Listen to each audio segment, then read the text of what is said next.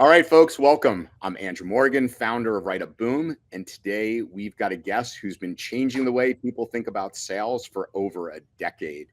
Brent Adamson, the author of The Challenger Sale. His book is one of my all-time favorites and is still a go-to for top-performing sales teams. Joining Brent are two awesome MSPs, Bill McLaughlin, president of Thrive, and Steve Rivera, CRO of Logically, along with our moderator and former MSP and now EVP at ConnectWise, Peter Kujawa. During this summary video, we are going to be discussing the upcoming Fireside Chat that these gentlemen will be doing at Write a Boom 2025. So if you're an MSP, MSSP looking to drive revenue to new heights, you will not want to miss this session in February at the MGM Grand. And just a quick note before I intro everybody, Brent will also be our keynote speaker this year at Write a Boom, sharing his latest work and upcoming book on customer confidence. This one is a not to miss because Brent has been studying for the past 4 or 5 years how to overcome the number one outcome in B2B transactions, which is no decision, and how to change that outcome. All right, so let me start off with a few introductions and then hand this over to our Fireside Chat moderator, Peter Kujawa, as I said, EVP at ConnectWise, and then we'll go forward. So Brent, let you kick it off, and then we'll go to Bill, Steve, and Peter. And Peter, you take it away. So Brent. Thanks, Andrew. It's good to be with everyone today, and I can't wait to see everyone in February. So it's going to be a great event. Until then, let's talk a little bit about what we've done. So there's going to be kind of two things I'll be presenting in the Fireside Chat. We'll talk a little more about the Challenger Sale, which has been around now for, it's hard to believe, about 12 years. And some of the lessons that I've learned along the way of watching companies do some amazing things with that work. And then the keynote, we'll talk about some of the newer stuff that's coming out next fall. So I can't wait to be there. Yeah, super excited about kind of what we're going to share and with the experiences that I've had in terms of how to adopt the Challenger sales methodology into various sales organizations and MSPs, MSSPs. Very excited to share some of the ways that we've taught for differentiation, how we've taught and implemented how to take control of the sale. And I started with the Challenger about 10 years ago. So it's great to be able to share some of those insights and then the experiences that we've had over the last 10 years. And super excited about what Brent's doing in terms of how to move customers from that no decision. Because I think that is indeed one of the challenges that we face almost on a daily basis. It's the number one thing I hear interviewing MSPs day in and day out, Steve. So I'm glad to hear you say that the same thing. I think everybody wants to hear what's going on there with Brent. So Bill, welcome. Thanks, Andrew. Appreciate you having me. Excited to be here and looking forward to Write a Boom. You know, for me, I think being a challenger isn't just about reacting to the industry trends, and we know that there's quite a few of them, but really more so anticipating them and then using every arrow in your quiver to stay ahead of those trends, right? And so the mindset for us and other MSPs is not just surviving all of this chaos, but helping our clients to thrive and do the same, pun intended.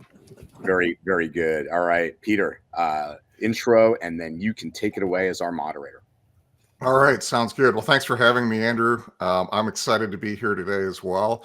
I'm the business units that I run within ConnectWise are service leadership, and we benchmark the IT industry every quarter, look at revenue growth trends and profitability, et cetera. And then IT Nation, which includes the events, but also the peer groups. And so I'm in front of hundreds of MSPs every quarter in live and peer group environments. And this is also the number one thing that I continue to hear is how to scale up sales ops. There's so many MSPs that are either trying to build sales teams for the first time or move from owner-led sales or just really build scale and as they do acquisitions and grow. And regardless of the size of MSP, it's a huge challenge. So this is a great topic. I'm thrilled to be here today.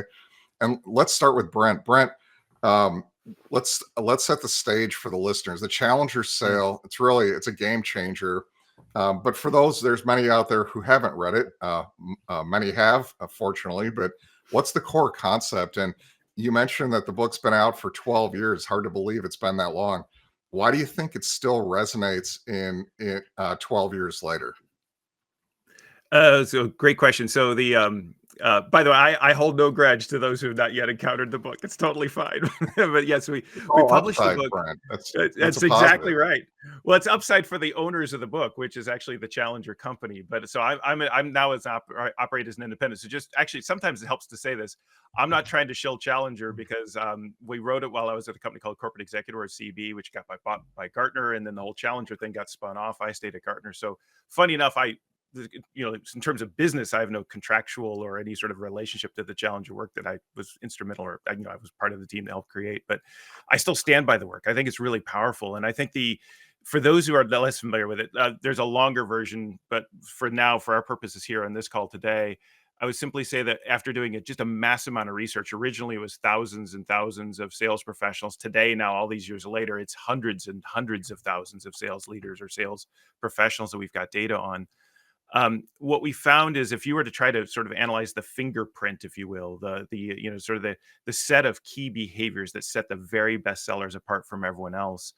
In many ways, there's a broader story here, but the thing that we focus on in the Challenger sale is it boils down to this set of behaviors centered around challenging customers' thinking. So we often are trained to, when we do discovery, for example, to ask your customers what's keeping them up at night, what are they working on, what are their top priorities for the year, and so we try to learn or discover from them what their needs are, what their challenges are, the outcomes they're trying to achieve, and all that, of course, absolutely matters. But we found is that challengers have sort of a different tactic. What they're really trying to do is not so much learn from customers, but help customers learn from them. So they're approaching customers with a new insight, an idea to help them make money, save money, mitigate risk, to help them just run their business and drive growth or save costs more effectively than they themselves have fully appreciated. So rather than just, hey, tell me what you need. I got you. I'm here for you. I got a great product. I'm better than that guy, right? It's rather, we work with a lot of companies like you. And one of the things we've learned that often gets overlooked is the surprisingly high level of hidden cost in X, or there's a way to think about driving revenue that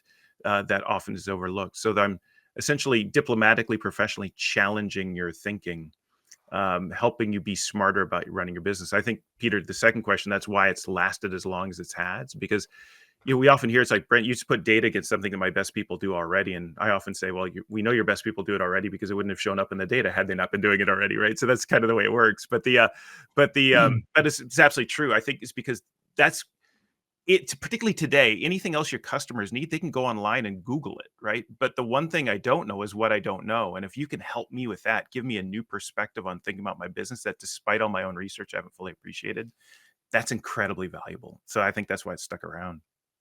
Yeah, great. So as a buyer, I'm expecting that you're going to add value to me. You should know more about this than I do as a buyer. So that makes total sense. Steve, my understanding is you guys have been using the Challenger sale methodology for quite a while.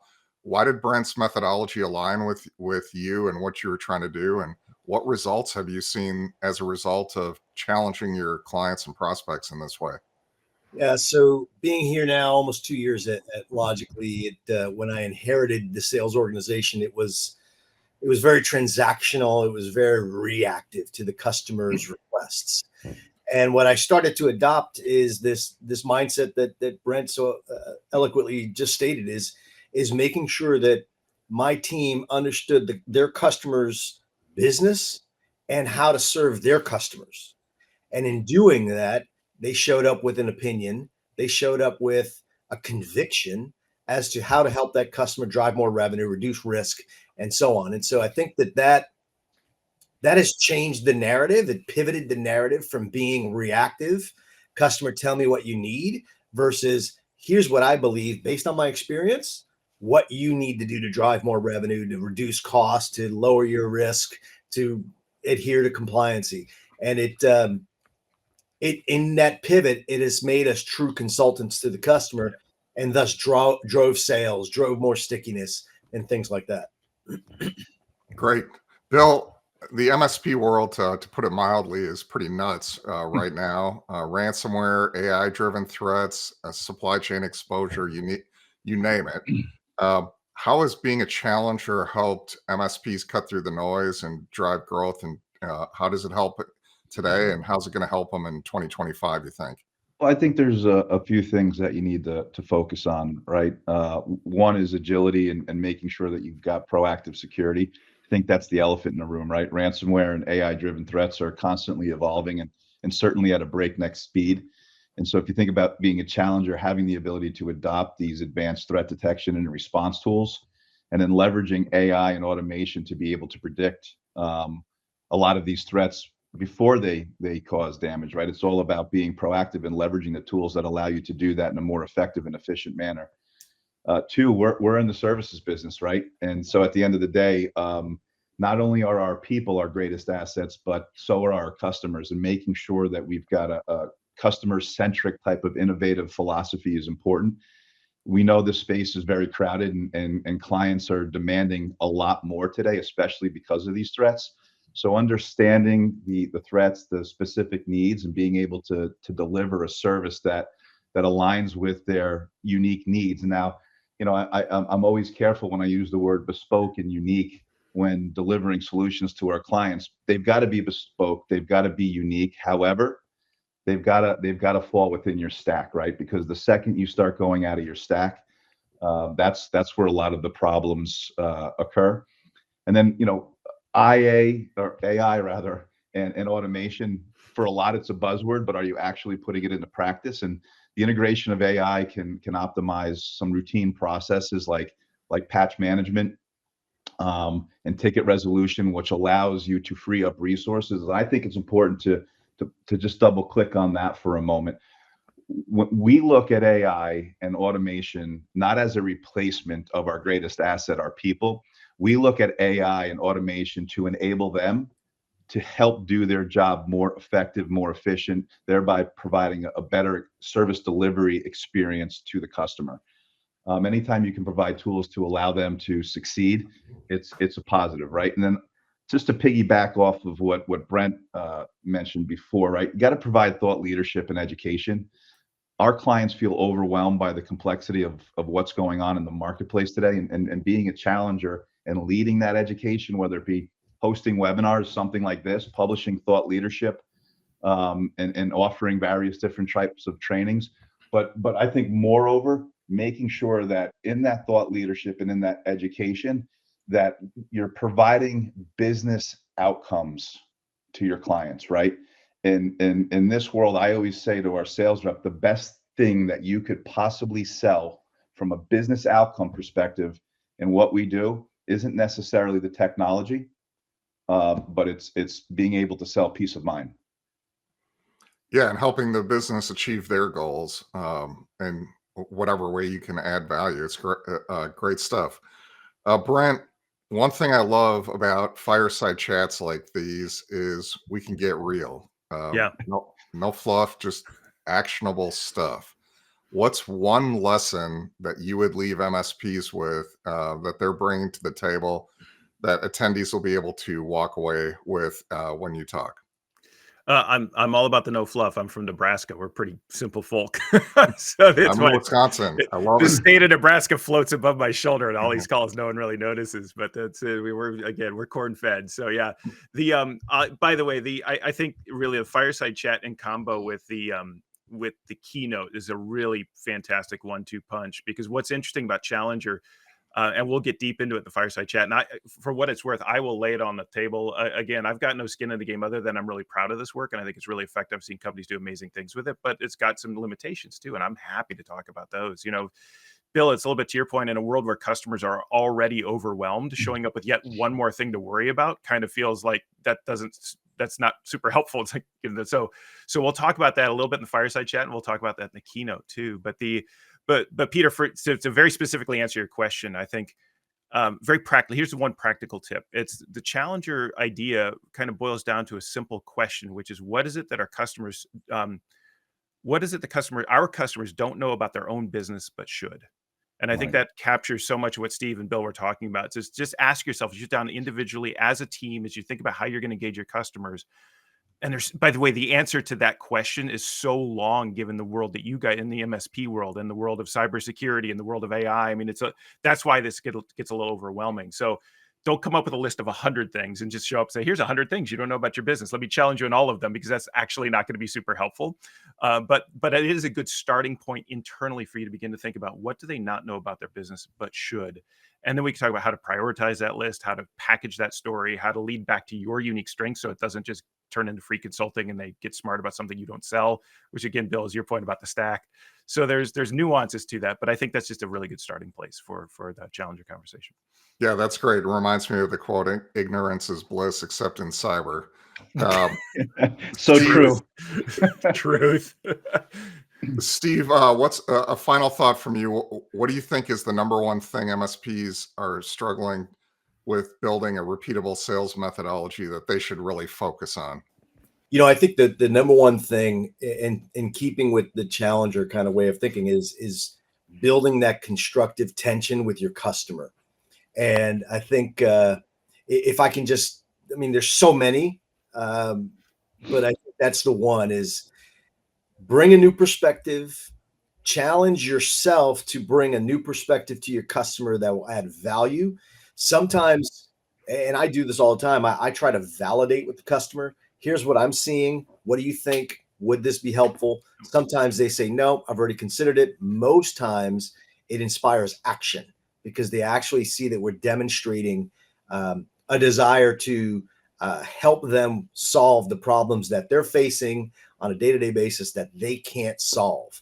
And bringing that fresh perspective oftentimes resonates a lot. And that's not a technology thing per se, because I agree totally with what Bill said earlier, which is it has to fit within our tech stack. It has to be in our sweet spot, has to be repeatable. But the narrative, changing that narrative is key, and building that constructive tension, I think, is apt to, one of the things I think has transformed our sales. Sounds great. I did ask for just one thing, so appreciate you zeroing in. That's great stuff. Bill, you have a lot of experience in co-managed. What's your closing thought on MSPs aspiring to go up market and become successful in co-managed IT?